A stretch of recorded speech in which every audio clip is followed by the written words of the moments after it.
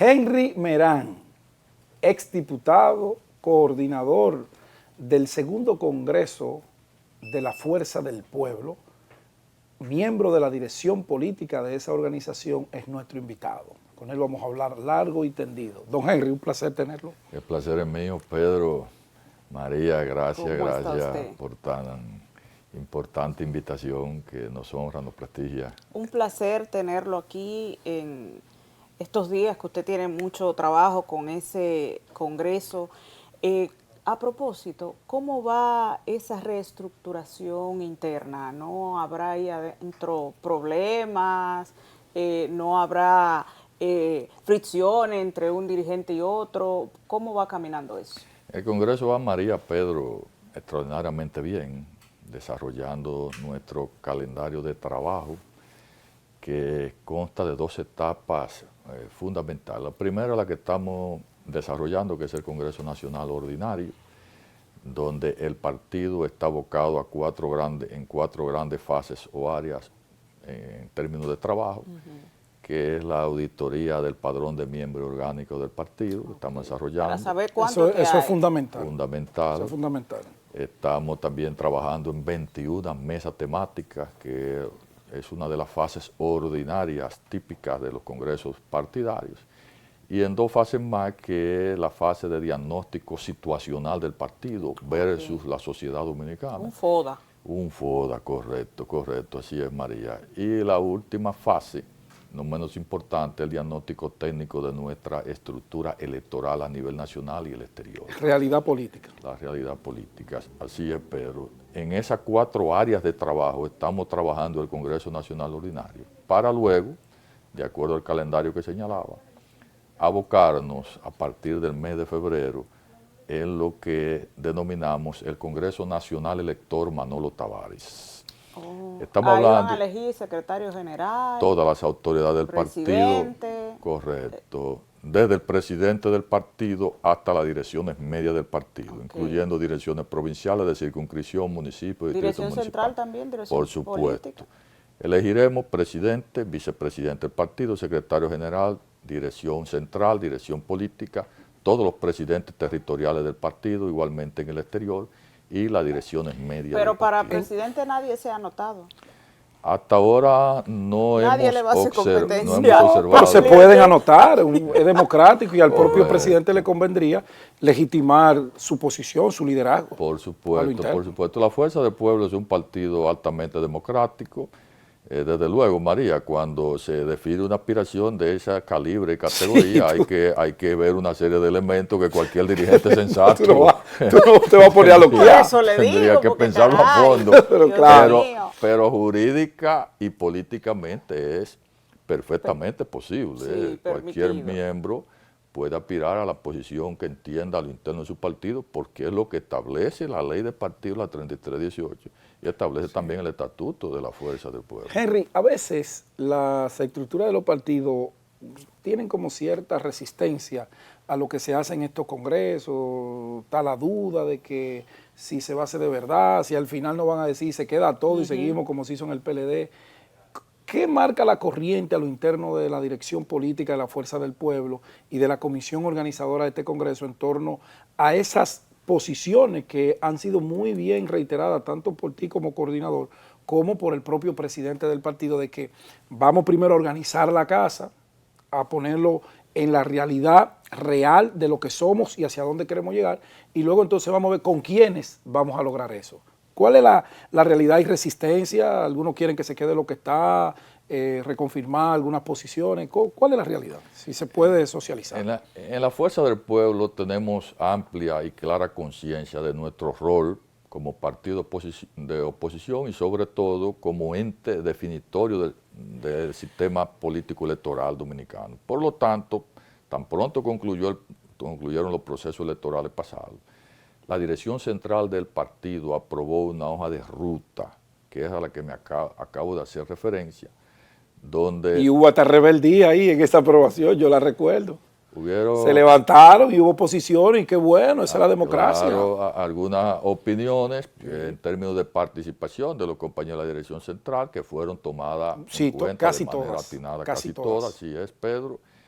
Y con relación a los criterios que ahí se aprobaron, son los criterios que la Comisión Nacional Organizadora está aplicando y son los que en un 95% concitan el interés y el consenso de la organización política. Desde luego, siempre a lo interno habrá dirigentes que promueven otras metodologías, claro. Entienden que bajo otras condiciones, ¿verdad?, se pueden conseguir los mismos objetivos. Eso es típico y normal en la democracia interna partidaria. Pero nosotros como comisión organizadora hemos recibido el apoyo de la totalidad de los compañeros del partido en nuestro trabajo, del presidente Leonel Fernández. Bueno, ha sido extraordinario el apoyo que siempre le ha dado la comisión, está comprometido con esos lineamientos que acabamos de señalar, y la Fuerza del Pueblo, sin lugar a dudas, el próximo año, a principios del mes de abril, concluirá con el último congreso, que es el elector, porque el primer congreso, el ordinario en el que estamos, lo concluiremos el 23 de febrero, Dios mediante, y el Congreso Nacional elector. El 6 de abril. Va a durar como 45 días de campaña. Correcto. Dejen eso en un mes. Digamos de proselitismo. Porque es interno, ahí se conoce todo el mundo. Yo sé a quién quiero como secretario general, a quién quiero como miembro de la dirección política. Sí, en ese aspecto, en términos de tiempo, Pedro, ha habido siempre dos posiciones. Una que promueve pues mayor tiempo en términos de proselitismo interno. Eso es perder el tiempo. Y otra como la tuya, que promueve menor proselitismo interno, menor tiempo.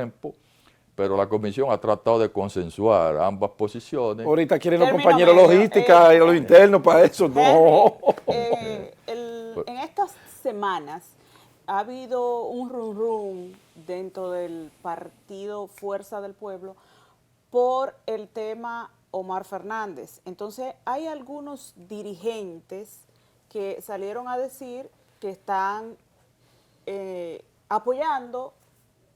Omar nunca ha dicho que aspira, sin embargo, que entienden que Omar en estos momentos cuenta con el apoyo de la población para ser aspirante en un futuro presidencial.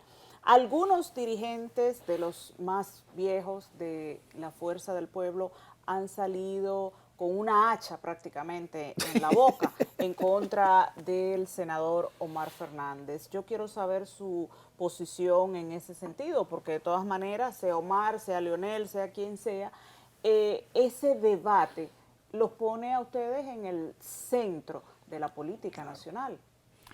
¿Por qué ser tan radicales? ¿De un lado o del otro?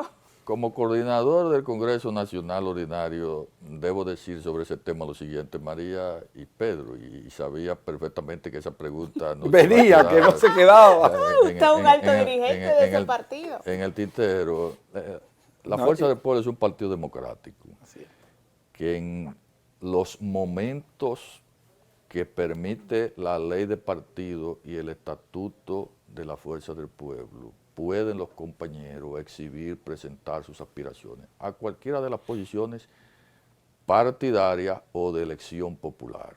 Por lo tanto, eso es lo primero que debemos dejar claro, que el partido no puede jurídica ni políticamente cohibir la aspiración de ningún compañero. Ahora bien, en este momento, María Pedro, el partido ha decidido su ruta, su camino, y esa ruta y ese camino define el que estamos inmersos en un Congreso ordinario. Por lo tanto, las fuerzas del partido, su trabajo, su dedicación, su atención, debe estar concentrada fundamental y principalmente en estas tareas. Cuando llegue el momento, desde luego, pues cada compañero podrá hacer su análisis de la manera más conveniente posible y si entiende presentar aspiraciones. La Fuerza del Pueblo, en definitiva, no tiene ni a corto, ni mediano, ni lo tendrá a largo plazo, problema de definición de candidaturas, mucho menos en el nivel presidencial. Porque quienes se valoran para esa posición, aparte del propio presidente Leonel Fernández, tienen la suficiente madurez, entereza partidaria, para saber lo que más le conviene a su partido en determinado momento. Pero hay mucha gente que quiere como hacer un ver que hay un enfrentamiento como un entre padre e conflicto, hijo. padre e No, hijo. pero ese, quien parta de ese análisis le falta lógica elemental. Exacto. Es un análisis totalmente absurdo. La Es un, familiaridad primero. es un análisis que ni un niño de De 7 años 7 que años. comienza a tener uso de razón lo hace. Nunca entre padre e hijo podrá haber ese tipo de diferencias. Y además, mucho menos en este caso, donde el padre e hijo tienen una relación primaria de amor, de fraternidad, de cercanía, de orientación y convivencia. Por lo tanto, la fuerza del pueblo, aprovecho para dejar fija esta posición, es el único partido que actualmente en el sistema electoral dominicano tiene claro su futuro en términos de presentación de una propuesta presidencial sólida y contundente. Tenemos un líder formado, maduro, ranqueado electoralmente, que trasciende las fronteras nacionales, que la fuerza del pueblo tiene como su principal activo, y otros líderes que van destacándose en ascenso, que van formándose, que van consolidándose en el gusto electoral dominicano. Entonces la Fuerza del Pueblo es un partido que tiene garantizado por lo menos 2 décadas en términos de presentación de propuestas potables al electorado dominicano. Por lo tanto, apostar y creer en la fuerza del pueblo, en el presente y en su futuro, es la alternativa más viable para cualquiera que quiera tener una militancia política. Don Henry, con su anuencia, nosotros vamos a ir a una pausa comercial para continuar con esta entrevista porque nos quedan muchos puntos importantes que socializar con usted. Ya volvemos.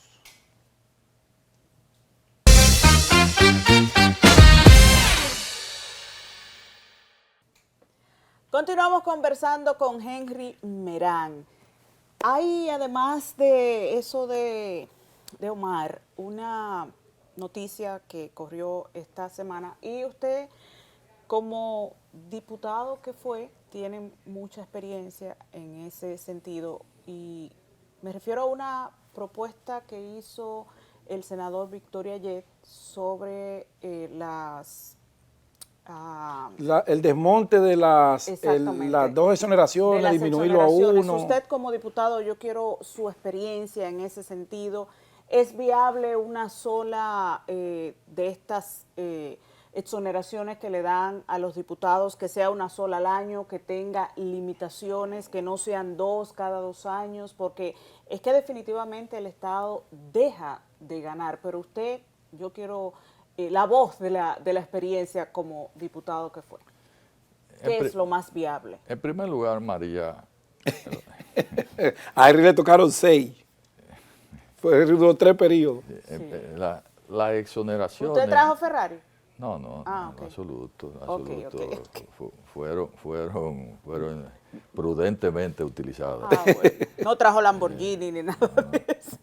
Las exoneraciones, más que un privilegio, primero, María, Pedro, son facilidades para funcionarios públicos, en este caso del Poder Legislativo, para que ellos puedan ejercer de manera digna y en mejores condiciones sus funciones. En todas partes del mundo, a los legisladores, congresistas, parlamentarios, se les facilita un vehículo para el ejercicio de sus funciones, hasta en Haití. Ahora bien, el Estado tiene 2 vías. O le facilita un vehículo, que puede ser una alternativa a lo que se está planteando. Claro. Yo entiendo que es viable también. Sí. No tiene que ser un vehículo de lujo, ni mucho menos esos vehículos de alta gama. O, por otro lado, el Estado, que es lo que en esa oportunidad, cuando se aprobó la ley, se vio más viable por un tema económico, le facilita al funcionario la adquisición de un vehículo. Porque el funcionario, el diputado o senador compra su vehículo. Claro, lo que te exoneran es el impuesto de entrada al país. Exacto, el impuesto de entrada. Pero lo que hemos visto es que la venden. O sea, no la necesito, la voy a vender. ¿No sería mejor, está bien, ya yo tengo un vehículo, este año no la necesito, la devuelvo? Está claro que sí, María, y por eso es que yo favorezco el que se modifique la ley que se actualice bajo esa tesitura. Primero, que el Estado provea de un vehículo, repito. Que eso no es una tiene que opción. ser, es una opción. ¿Qué es lo que se hace con los funcionarios Pero hasta del gobierno central? Sí, con encargados de departamentos, Sí, ¿verdad? Elementales en términos de la administración pública. Que el Estado aplique esa modalidad cuando sea conveniente y exista la posibilidad. Sí. O por otro lado, que se modifique el estándar de la facilidad, porque está claro que el ser utilizada para importar esos vehículos de alta gama no es sensato, no es prudente. No es el espíritu no, de la ley. Tampoco es decente, no es el espíritu No es de el la espíritu ley. de la ley. Y como bien dice María, no, el Estado a través de esa facilidad se está en el fondo ahorrando la compra de un vehículo. Claro. Porque el legislador tiene que comprar el vehículo. Y comprándolo con su dinero también No, y lo lo va a cuida cuidar más. Por supuesto que fue en ese momento, entiendo, lo que se ponderó. Exacto. Henry, Ahora, se ha convertido en un tema de opinión pública, Sí. de unos niveles, digamos, de amarillismo Sí, importantes. sí, tiene su gradito de populismo. Sobre todo sí. porque hay mucha gente que piensa, no, que los diputados No hacen nada, no, eso no es así. No, la labor legislativa es una de las labores más dignas y más Estoy de bien acuerdo. justificadas. Regulan el quehacer de un país con las leyes. Así es, del sistema de administración Claro. pública del Estado Dominicano. Es una labor que la gran mayoría, repito, de los dominicanos que le toca ejercer, la ejercen con dignidad, con decencia, con profesionalidad. En todos los ámbitos de la vida pública y social, hay excepciones, pero la gran mayoría, repito, merecen y ejercen correctamente esa labor. Este tema, lo que he entendido siempre, es que no se ha podido socializar y explicar correctamente al Ni pueblo sincerizar dominicano, tampoco. al pueblo dominicano, porque hay otros entes de la administración pública que tienen facilidades de este tipo. Pero tienen limitaciones, Henry. Sí, tienen Esos entes, limitaciones. que es donde, y disculpa que te interrumpa, donde yo critico a algunos legisladores que salen como sin analizar la cosa. Pues si nos la quitan a nosotros, que se la quiten a... Espérate. Vamos a buscar el punto intermedio, Correcto. porque sería un acto populista decir, los diputados no hacen nada. Eso es mentira.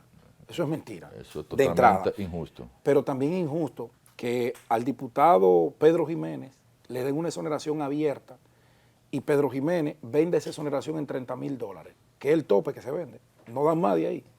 Entonces, quien Pedro Jiménez se la vende, trae un carro que cuesta $500,000, que pagaría de impuestos $200,000, como está demostrado. Entonces, el que se está beneficiando no es Pedro Jiménez, legislador. El El que se dealer está que beneficiando lo es trae. el dealer que lo trae y el rico Que además lo que vende. quiere su boato y no lo paga. Exacto. Eso es lo que yo critico. Ahora, yo hice un análisis esta semana en Sol de la Mañana y le ponía los topes de los vehículos que usan los legisladores.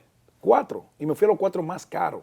Tahoe, Lexus, Land Cruiser Prado y Lexus. Sí. La más cara de todas es la Lexus, de esa que te mencioné. Y paga de impuestos $35,000. Llevemos el monto hasta ahí. Así es. O Y listo. hasta $50,000, Pedro, se Así puede. Que el impuesto que el gobierno se desprenda no pase de Fue- $50,000. Claro, fuera de eso Ya. no es justo y tampoco necesario. No es necesario. Porque, como bien señala Pedro, la idea no es construir un negocio solapado para otros sectores. Exacto. Exacto. Yo creo que en el fondo lo que hay que sincerizar la Sincerizarlo. ley, evitar esas distorsiones y sobre todo sacar un tema del debate público que lo que afecta es la imagen del propio Del Congreso. propio Congreso. Si yo fuera legislador, estuviera Exactamente. abogando por un consenso de los propios legisladores. No que se lo impongan, sino que sea ellos de mutuo propio, que digan, señores, es verdad lo que la sociedad está demandando. Vamos a someternos Sí, a esto. Y yo entiendo, Pedro, María, que en el fondo sobre este tema, el actual Congreso de la República, entiendo que favorece ese tipo ya de reajustes. Yo creo que hay una parte que sí, que no se resiste. Sin duda, al final, porque es un tema de sentido común también. Así es. Un tema de prudencia Así y yo siempre confío en la sensatez de los compañeros que fuimos y que son legisladores. Y en el fondo entiendo que cuando se conozca esta iniciativa, este proyecto, son varios proyectos de reforma que hay a la ley que ya hay presentado. Y yo entiendo que al final se consensuará una modalidad que, repito, no sea del interés de sectores para hacer un segundo negocio con esta facilidad. Henry, ustedes se han convertido en el principal partido de oposición de la República Dominicana. Leonel es un líder indiscutible. Sin embargo, yo siento la oposición lenta ante tantos escándalos del gobierno, porque todos los días hay algo nuevo. El tema de los alquileres, entre otras cosas más. Y yo lo veo a ustedes como que la opinión pública es que le está haciendo el trabajo, que está sacando de donde hay corrupción, que está diciendo a la gente lo que está caro, que está diciendo donde quiera que hay un alquiler, un derroche, los empresarios, los propios empresarios diciendo que hay derroche al doble de lo que tenía el PLD. Entonces ustedes están como flojos. Vamos a ver, mi distinguida María. Nada más con rueda de prensa, ¿no? Dice, es una posición, ¿verdad?, que yo respeto y me alegra que exista en la opinión pública porque eso define una mayor importancia para nosotros con nuestro rol de opositor. Dice el presidente en paralelo y por el contrario que la oposición no le ha dejado respirar a él. Dice Luis, sí, sí, no le han dado tregua. Pero yo nunca había visto tanta cancha para un presidente. Que no lo hemos dejado respirar. La verdad es que ambas posiciones tienen sentido y razón, tanto la suya, María, como la del presidente de la República. ¿Qué es lo que ocurre en la práctica? Que son tanto los errores, los tropiezos, las incongruencias, los desaciertos del actual gobierno, que la oposición no da abasto. Ay, Dios mío, esta está buena. Esa está buena. No damos abasto. Estamos realizando un rol. En eso tiene sentido el presidente de la República. Nosotros estamos fiscalizando el gobierno en términos de oposición, en términos políticos. Estamos encima de los problemas de este país, representando al pueblo dominicano como líder de la oposición y denunciando sus grandes males. Y también, por otro lado, hay temas que no llegamos a cubrirlo, María, porque es que son demasiados. Es que uno detrás de otra. La fuerza del pueblo está haciendo de manera permanente y fija 2 ruedas de prensa semanales, sí. Y aún usted piensa que hay temas que quedan en el aire. Henry, finalmente nos queda un minuto.